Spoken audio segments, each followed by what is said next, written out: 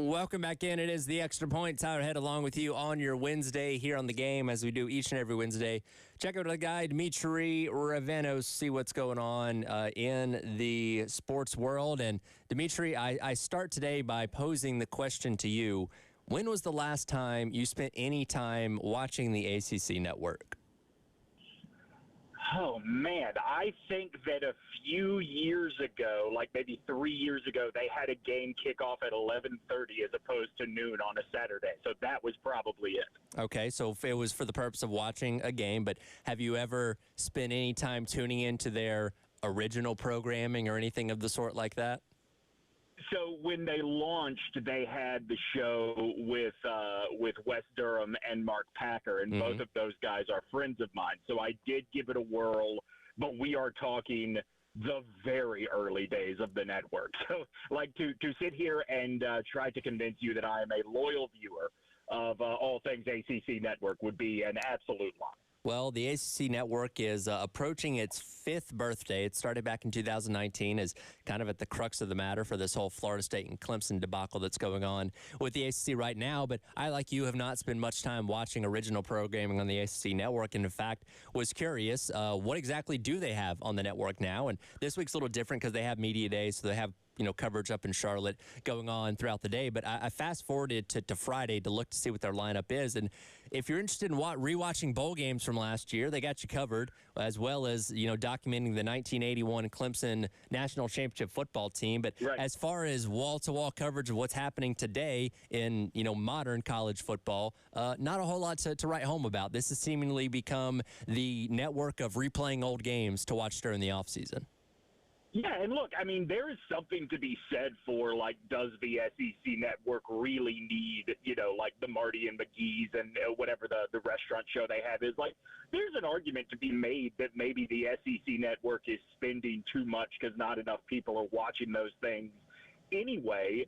But, look, I'll say about the ACC network what I have said for years, and remember, I live right in the heart of ACC country.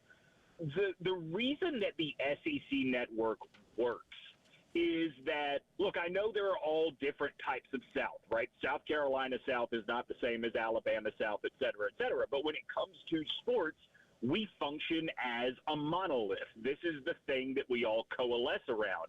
That's not true in the ACC, right? Like, Boston is very different from Raleigh, North Carolina, and yet Boston College and NC State are equal members of that conference. You cannot build a network, a television network around ACC sports and think it will have mass appeal.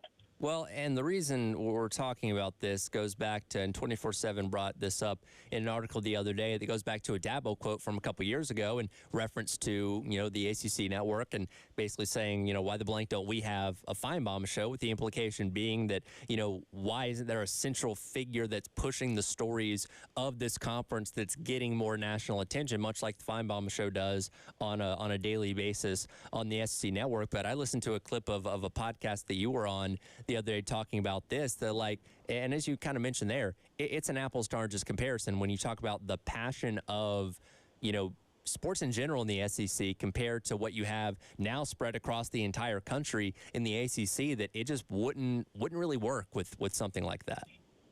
Yeah, and also, I mean, there is like a real oversight on Dabo's part or any of the coaches' part that are talking about needing a ACC Finebaum, because both Jeff Brom from Louisville and Bill O'Brien at Boston College were quoted in this article as saying essentially the same thing, that's what the conference needs. Like, they're all overlooking that Finebaum was on for 11 years before anybody outside of Alabama knew who he was. Like, he was building up his reputation and contact with the people that he was going to be covering. Like, you can't just build that from scratch.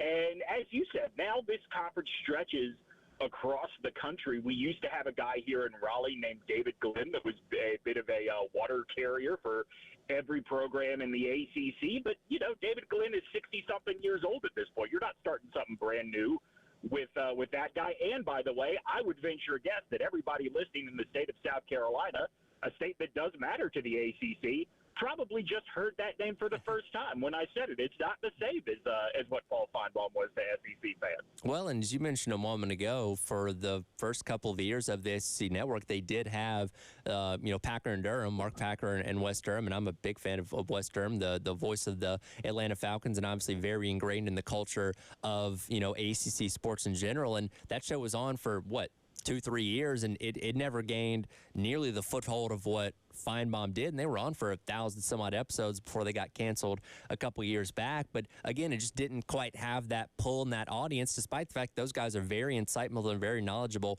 about the history of ACC sports, and obviously still on top of what's happening today as well. But it just didn't have that, appeal that a Finebaum show does have. Yeah, and that's a really good example, Tyler, of why this is such a tall order for the ACC. Not only are Mark Packer and Wes Durham really good at what they do, their fathers were Billy Packer and Woody Durham, respectively. Those are two guys that ACC, particularly ACC basketball fans, know and worship. And if those two guys, if Wes and Mark couldn't make it work in the way that these coaches are saying it needed to, then who can?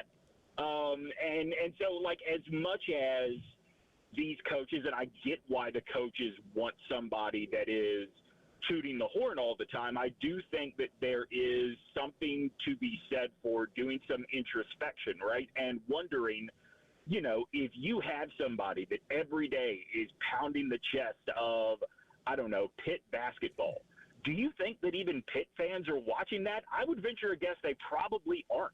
I mean, there are just too many brands that do not matter in that conference, and there are too many brands where either they are second run to the SEC brand in their state, or, and this is probably the ACC's bigger problem, pro sports overshadow any attention they would get otherwise. I was talking to some friends that are in Charlotte this week for ACC Media Days, and they can't find anybody that is there to cover SMU. And why would they be? Any football attention in Dallas is being paid to the Cowboys. Right. Yeah, no, absolutely. And especially now as you get into these expanded markets in places like California that I don't even think half the people at Stanford know they have a football team at this point in time, much less, right.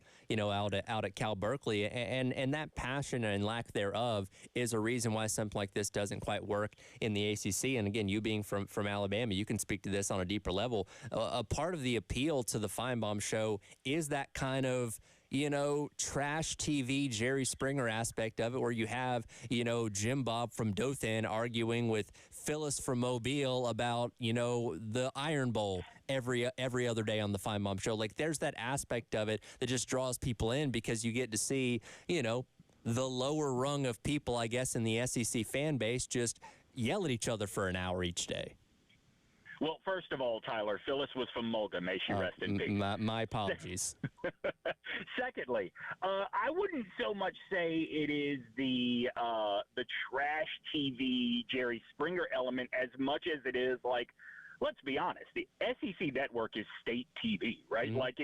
It is no different than North Korea controlling all of the coverage of Kim Jong-un. However, Finebaum offers the people watching an unfiltered look at who is really day-to-day talking about this conference. That has always been the appeal of Paul Finebaum. And are they putting on a bit of a character to, make sure their calls are answered every time they call in?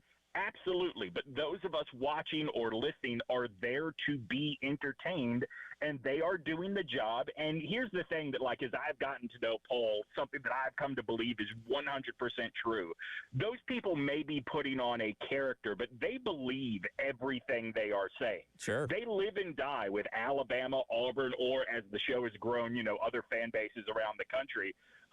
Very much the way they are portraying. And I just don't know that outside of Florida State, Clemson, maybe NC State, and then, you have a few others come basketball season. I just don't know that enough of those people exist to create that kind of environment for a show on the ACC network. Yeah, I think the Duke-North Carolina basketball rivalry is probably the closest you would get in terms of a heated back and forth, but even that would pale in comparison. Here's the thing, living in the Triangle here in North Carolina, Certainly North Carolina has those people. Sure. Duke fans don't really live here. Duke fans come here, they go to school here, and then they go back to New Jersey. So is there any real possibility that the ACC network is going to even be distributed to Duke fans? I don't know. That's a really good point, yeah. And I don't know. I think is there maybe more of an elitist mindset within the Duke fan base that wouldn't stoop as low to arguing on, a call-in television show with North Carolina fans? Oh, absolutely. Like, they would tell you whether it is true or not. They would tell you that that is time wasted that they could be spending, looking at their investments. Whether or not they actually have them, who knows? But I lived in Durham when I first moved to North Carolina, not far from the Duke campus, and there were more Appalachian state flags in my neighborhood than Duke flags.